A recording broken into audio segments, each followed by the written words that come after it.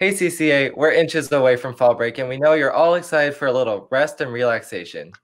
Although we didn't have a regular episode of CCA-TV scheduled for today, we wanted to give you a peek at a new series of projects we've been putting together to highlight some of the major events and issues that have been unfolding during these unique moments in history. In this series, we'll take an in-depth look at everything from latest coronavirus vaccine prospects to the recent election, and we'll even talk with high school students in Finland. We'll be releasing these stories over the upcoming weeks in short installments of special episodes we are calling CCA-TV right now. Now sit back, relax, and enjoy CCA-TV right now, Volume 1.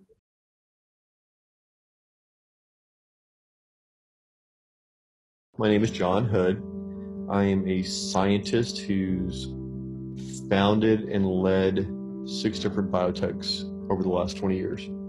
So I'm Cheryl Anderson, and I am a professor at UC San Diego. I'm a virologist who has been working on RNA viruses like a coronavirus for my entire career. I think we'll have the coronavirus with us for a while. I suspect will be a relative non-issue by the summer of 2021. One of the biggest challenges is having the discussion be about science as opposed to politics. One of the big issues we have is patients who may be dying of their disease don't want to go to the hospital to take a new experimental drug. One of the issues is that they require 2 doses. The first dose will need to be followed usually within about a 20 something day period.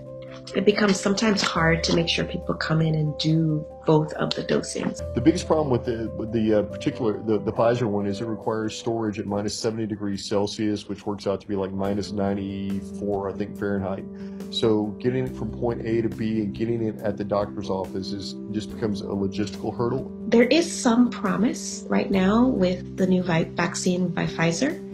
They've been showing really promising results in younger populations. People who receive the vaccine have about a 90% reduction in disease compared to those who didn't get the vaccine. Typically, vaccines take for development on the order of 5 years, but for COVID, we're doing everything at light speed, and we're looking at from initiation to likely approval of around 9 or 10 months for both the Pfizer and Moderna vaccines. The underlying biology is they're just producing a small piece of protein in your skeletal muscle cells, and the cells that produce it stop producing it within just a day or two. If you get reinfected, you have the B cells in your body that can produce new antibodies, and they'll produce it on demand. So a day later, you're fine. We have a long way to go to really understand how durable the infection protection is and whether or not it protects everybody as opposed to just young people who have good immune responses. The hard work begins of ensuring the vaccine is safe, effective, and ensuring that it gets to the entire world's population. We're not going to be able to vaccinate everybody right away. Not everyone is going to be completely protected by vaccination. Paying attention to science is really how we move forward here, and this is a great example of the scientific process moving us in the right direction.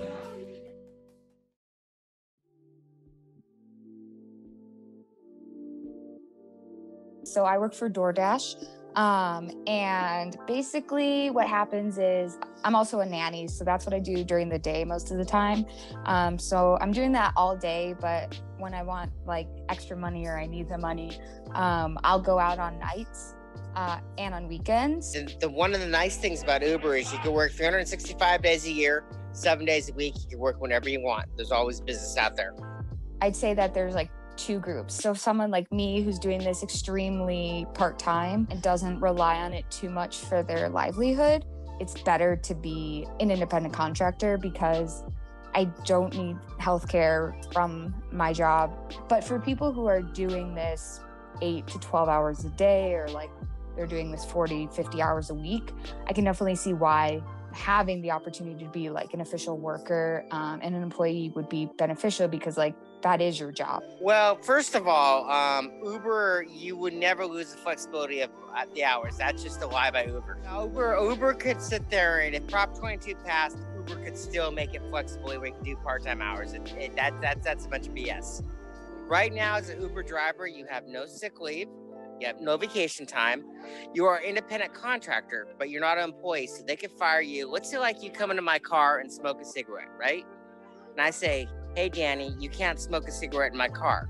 You could turn around and complain to Uber saying, hey, Mark's a racist, and I'd be deactivated and fired. So you have absolutely no rights as an independent contractor. They could fire you, any customer complaint, right or wrong, they could fire you without any reasons. With Prop 22 actually passing, there will be little impact on the daily consumer. If it didn't pass, the fares and fees obviously would increase. A lot of research showed anywhere between 50 and 100%, but obviously there is the other side of that, that drivers that would like it to actually be an employee where they get benefits with the possibility of having higher wages.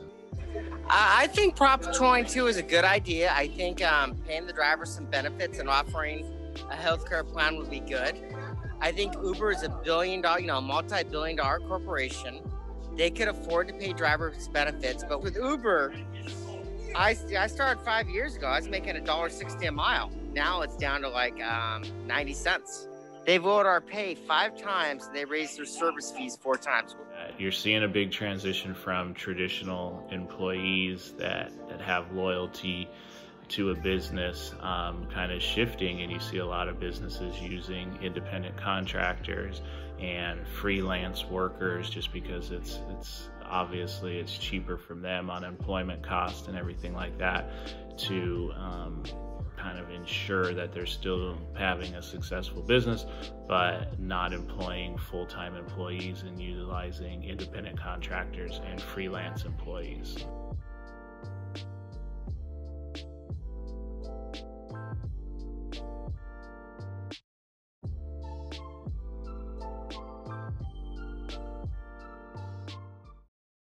I have 4 classes, and I would say I have about 1 to 2 hours of homework a night. Well, I have 8 classes in total, and the amount of time that I spend on homework takes 2.5 hours to 4.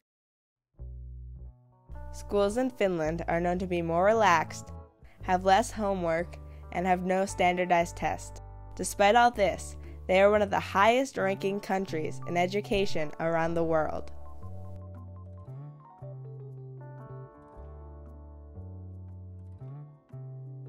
I do not think the amount of homework that we get is fair. A better system is simply just expect kids to pay attention in class. They don't have to dread about homework.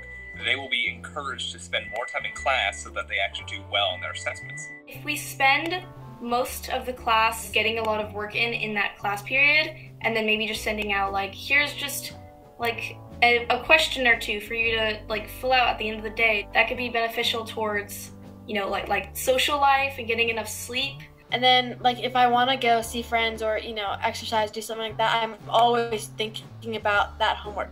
So it's never like you're really free of that stress. It's kind of always there. Definitely a huge load on me, and I feel like a lot of other students feel that. For me, it's like, it's probably not even an hour that you do No homework. way. It's like 30 minutes. I heard that like in the States you get homework and then sometimes the teacher collects it and like grades it. So in Finland we don't have that because they feel like you do it for yourself and not for the teacher. In first grade here, you basically don't get any homework. And then I went to 3rd grade in San Diego. I remember the first day I got homework, and it was like a pile of it. And there were papers, there were math, and there were English, and I didn't speak it, so it was hard. Even like going to like 3rd grade and 4th grade in the States, they gave more homework than we get now. Easily more. Wow. Thank you so much for watching. We hope you enjoyed CCA-TV right now. We are looking forward to sharing more of these stories in our upcoming volumes. Have a great fall break. Stay Stay thankful, CCA. CCA.